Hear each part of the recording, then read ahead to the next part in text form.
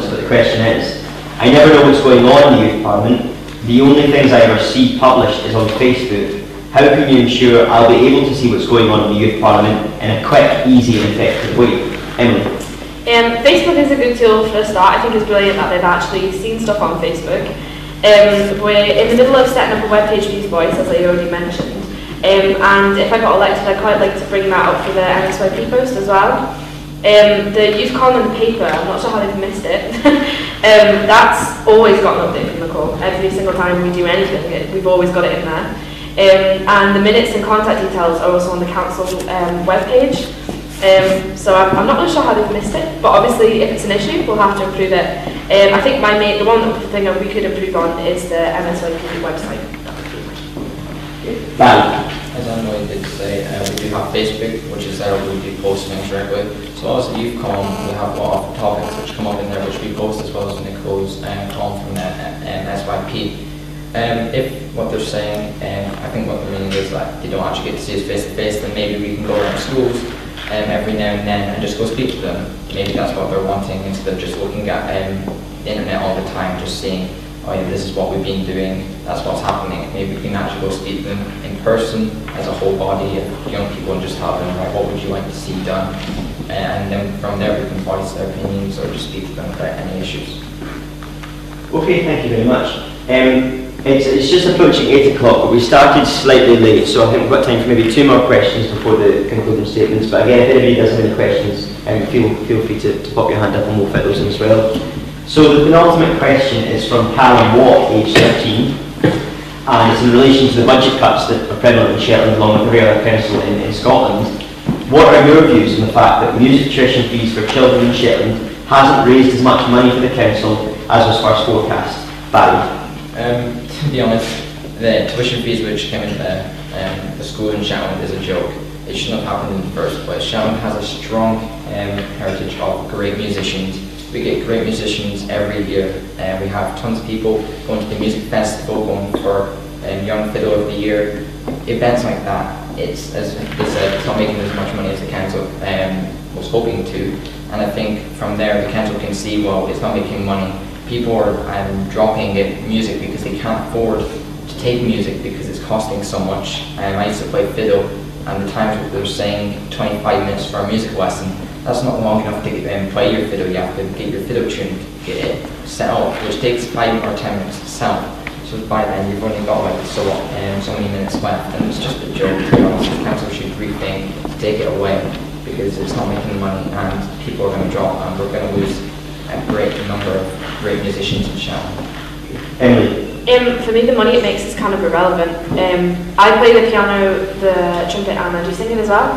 And I know that music and the kind of importance and the value that Shetland places on music is something which drew my family to Shetland.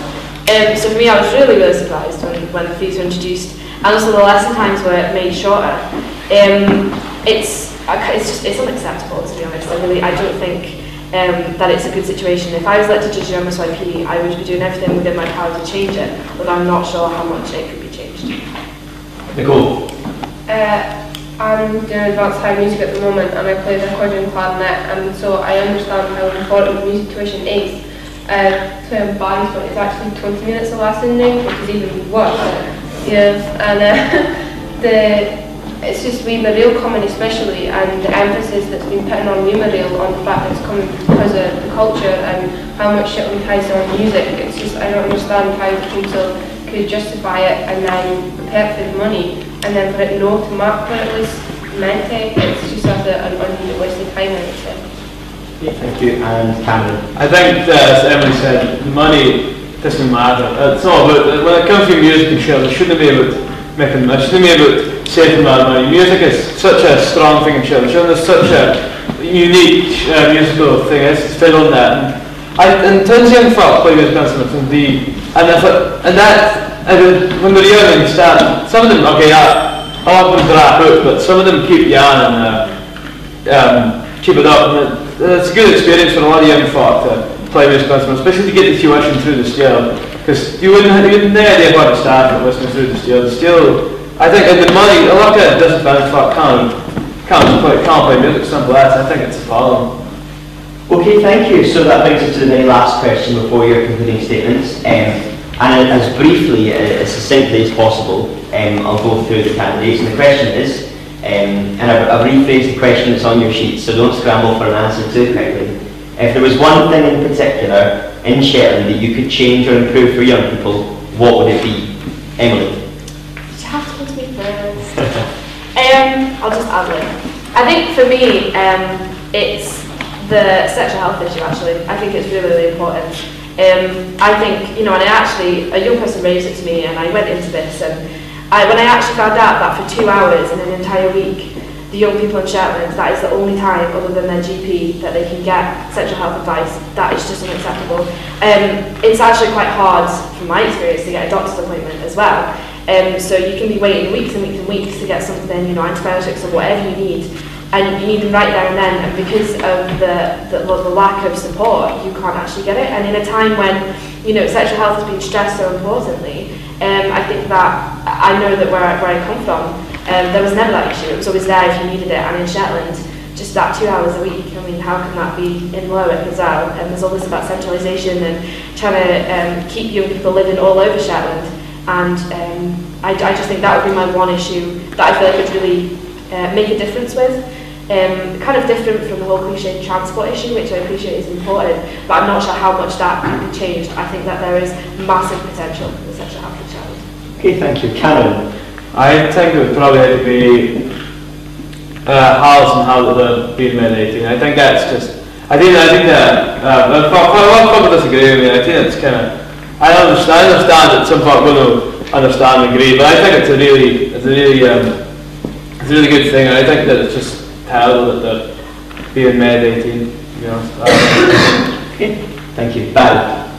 One thing I'd like to see changed is the tuition fees for music. So one thing I campaigned for as well, to stop the council from putting in tuition fees, and that's one thing I'd like to see the council take away. A lot of young musicians in Shetland are really talented, and all of them want to go to uni, maybe if they love music that much, they want to go to university, study music, and maybe come back to Shetland and be a teacher themselves. And I'm sure they would want to see young children who are really talented pay for something which they love so much. So I'd love to see music and tuition fees in Shetland disappear completely, because it's just outrageous that people who love music have to pay for something which they love. Okay, thank you. And Nicole? I'm going to go with Emily's cliche of transport, because it's come up so often as an issue for young people in Shetland. With the communities being spread out and there being such centralisation in Lerwick, it's really important if you can't get around somewhere, and taxis are expensive, so bus is the only option. The bus service is not very good. No, but it is running at full capacity. That's my point. It's running at full capacity. And as far as I know from the work I've done, I don't think that right at this moment there's any way to improve that situation, but it's so important. Yeah, it has to be. I think even if nothing can be done about it, it has to be looked at. And you have to have meetings with veterans and make sure that if nothing can be done, young people understand why it can be done, so that they are not keeping saying nothing's being done for me, and they understand that we've tried. Yeah. Okay.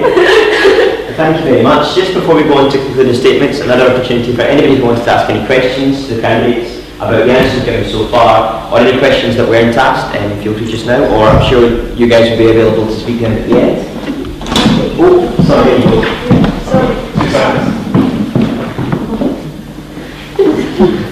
Right, this is actually a question for Rory Goodwood. Some of the young people couldn't be here tonight because it's clashed with the drama festival, so they wish you all good luck. Some of the questions has been asked. This one is, how do you feel about the council closing the Scalway School and moving to Anderson High School? We haven't got any room, but means closing means 300 more pupils, and at the moment there's no plans for the Anderson High School to sort of be developed, and they're just spending more money on it.